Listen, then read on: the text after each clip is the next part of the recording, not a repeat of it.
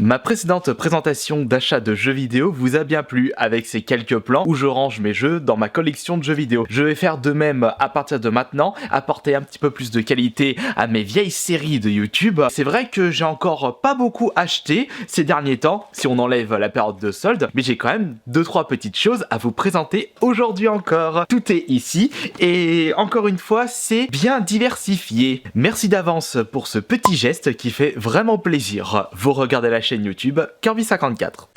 J'ai de la Xbox 360, de la PS Vita, de la PS4 et de la Wii U à vous présenter aujourd'hui pour un total de 10 jeux. Pas de console, pas de vide-grenier à côté de chez moi. On va débuter cette présentation avec la 360, avec un petit jeu trouvé en solde. Encore une fois, c'était pas vraiment garni après le premier jour des soldes, mais il y avait quand même 2-3 petites affaires à récupérer dans divers magasins, comme par exemple au Leclerc près de chez moi, où j'ai pu récupérer Sacred 3 pour la modique somme de 2€. Je n'aurais jamais mis plus pour ce troisième opus de Sacred 3, sachant qu'il a été bien saqué par les critiques, vide, pas profond, ultra linéaire, et on s'ennuie très vite, d'après ce que j'ai pu lire sur internet. Après, pour 2€, je peux toujours en profiter et le tester de moi-même. Et quand j'y pense, à un hack and slash style Diablo ennuyeux, j'en avais déjà fait un que j'avais terminé, mais sur la PS Vita, le Donjon Hunter Alliance. Je sais pas comment j'ai fait pour le terminer ce jeu, car je m'étais vraiment ennuyé à la fin.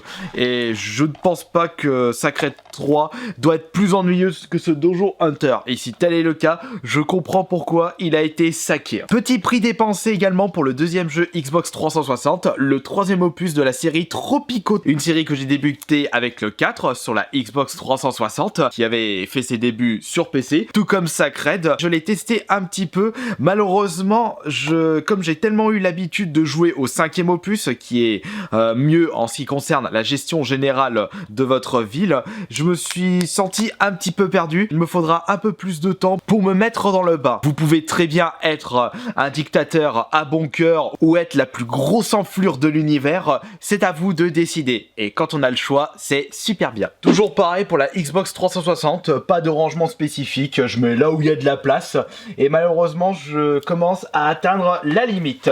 De toute façon, dès que j'ai vraiment plus de place pour placer de nouveaux jeux, ce sera à ce moment-là que je vais de nouveau faire un tri. Nous allons passer aux jeux Wii U pour la Full Set FR, et ils sont au nombre de 2. J'ai bien vérifié avant de les acheter si je les possédais dans la collection. J'ai déjà fait l'erreur d'acheter 2 fois le même jeu. Heureusement, mon frère ne le possédait pas. Bonjour l'argent jeté par les fenêtres. Le premier jeu Wii U de ces dernières semaines est Assassin's Creed, le Black Flag, et je pense que c'est le dernier sorti sur cette console. Après, il n'y en a plus eu sur la Wii U, donc on a eu le 3 et le Black Flag. Je n'ai toujours pas testé d'ailleurs le Black Flag, que ce soit sur la 3.6, la Xbox One ou la PS3. Ça m'a vraiment pas tenté, et si je souhaite vraiment découvrir cette série, c'est avec le 2. Je suis vos conseils. Et le deuxième jeu Wii U n'est autre que Transformers Prime The Game. Je ne suis pas vraiment un fan des Transformers pour les films, et les jeux vidéo ne sont pas si top que ça. J'en ai testé qu'un seul, c'était sur la 360, et c'était le premier que je n'ai même pas terminé. Beaucoup de bugs,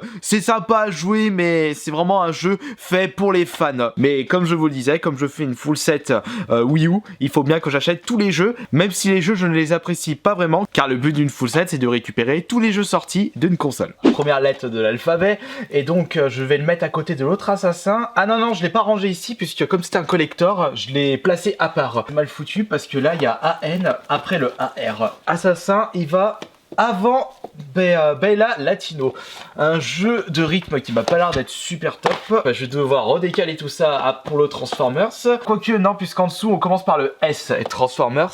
C'est un T. Tiens, Terraria, Tesla Grad, hop là, Transformers, tu vas ici. Ce qui me fait un total actuel de 82 jeux Wii U dans ma collection, si je compte les jeux Sonic ainsi que Kirby qui ne sont pas placés ici. Certainement un peu plus de qualité pour la PS4, en commençant par la version boîte de Killing Floor 2. Je dis version boîte car j'ai débloqué le platine alors que je ne le possédais pas en boîte. Il était gratuit à un moment avec le PSN+, très bon jeu FPS en multi. Beaucoup de plaisir sur ce jeu, et j'ai pu le récupérer pour 10€ à Auchan. Il était à 40, il y a eu moins 50, passé à 20, il y a encore eu un sticker 50 et il est passé à 10€. Un prix tout à fait correct et honorable pour un très bon FPS.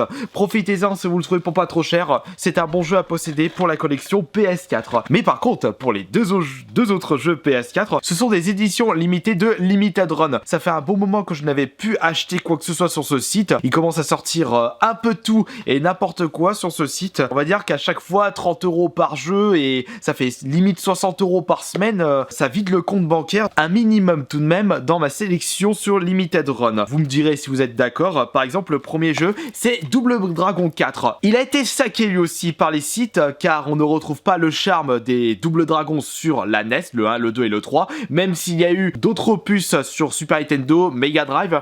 Là, ils l'ont nommé 4 car c'est le véritable 4 avec des graphismes et des bruitages de l'époque. D'ailleurs, quand j'ai regardé un petit peu les gameplays, ils ont récupéré les sprites de Double Dragon 2 et je vous rappelle que le deuxième Double Dragon sur NES est mon jeu NES préféré. C'est pour cela que j'ai été intéressé par cette version boîte d'un jeu qui était sorti uniquement en dématériel. Ce sera avec plaisir de vous le proposer en Kirby Play et j'espère que je ne vais pas trop être déçu. J'ai quand même déboursé 30 € pour cette édition boîte de chez Limited Run et c'est pareil pour le River City Melee qui est en fait un reboot de Street Gangs, le nom français de River City quand il était sorti sur NES. Donc on avait eu le droit à un beat'em up et là c'est en fait un espèce de mélange beat'em up, Smash Bros, Battle Royale où ça se castagne dans une arène de combat, à voir s'il est bien ou pas. Je ne sais plus si je l'ai dans ma collection le Street Gangs, mais je dois l'avoir en cartouche seule. Je vais vérifier ça tout de suite. Si c'est pas moi qui le possède, ça doit être bon. Ah non, je l'ai.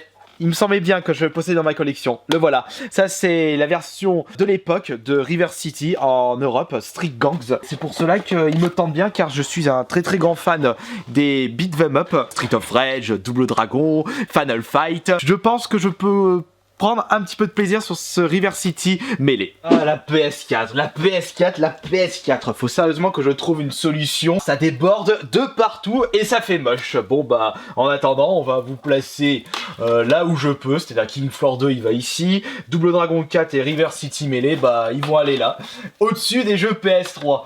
Et plus ça va, et plus l'emplacement des jeux PS3 réduit pour laisser la place aux jeux PS4. Et nous terminons avec la PS Vita pour ma full set FR et il y a du très très lourd. En commençant par Project Diva 9 sous blister. D'ailleurs, c'est un de vous qui m'avait offert une version d'occasion de ce jeu. J'avais pu le tester un petit peu, mais allez, il est là. Mais comme je n'ai pas trop l'habitude de ce jeu musical, il faut tout de même un gros temps d'adaptation pour prendre du plaisir sur un jeu musical. Il faut que les musiques et que le style musical nous plaît. J'aime bien tout ce qui est techno, mais c'est pas mon genre préféré. C'est pour cela que je prends beaucoup plus de plaisir sur Guitar Hero Rock Band, car ça se rapproche plus de la musique metal rock. Et je remercie une nouvelle fois Dravian 10 pour m'avoir offert le Project Diva sur la PS Vita. À l'époque, j'avais pu découvrir cette série avec cet opus. Et grâce à mon frère jumeau, il a pu me récupérer la version sous blister. Et avant de fermer la petite aparté jeux musicaux sur la PS Vita,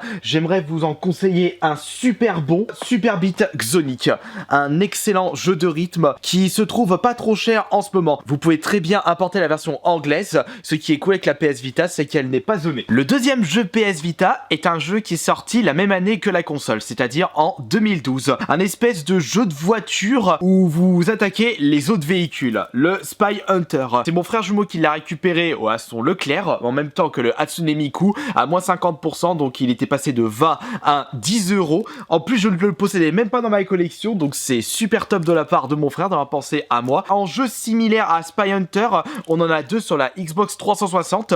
On a Full Auto, ainsi que Flat Out Ultimate Carnage. Après, pour les consoles de chez Sony, on a le très célèbre Twisted Metal. Et enfin, nous allons terminer la vidéo achat de ces dernières semaines avec une petite édition collector trouvée au Micromania de l'île d'Abo. Et c'est un jeu indé qui reprend le principe Metroid rétro et qui a fait beaucoup parler de lui dans la scène indé. Et ils ont sorti la version boîte sur la PS Vita et il va y avoir une version boîte sur la Switch si je me trompe pas, mais j'ai préféré la récupérer sur la PS Vita. Donc pour la modique somme de 30 €, l'édition multiverse d'Action Verge qui comprend le jeu, un petit Blu-ray documentaire, un artbook ainsi qu'un petit poster. Air, un jeu développé par Thomas App. Et je suis content d'avoir pu le récupérer en version boîte à Micromania. Je n'ai pas eu besoin de passer par des sites proposant des éditions limitées de ce jeu. Et d'ailleurs, je pense qu'il est déjà sorti en version boîte via Limited Run ou PlayAsia ou Fangamer.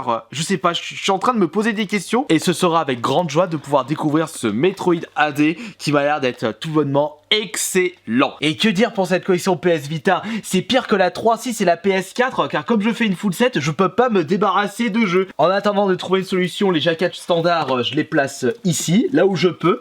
J'ai retiré de la version collector le Action Verge, car comme je vais le jouer très prochainement, j'ai pas envie de le ressortir de l'édition collector, enfin de la grosse boîte.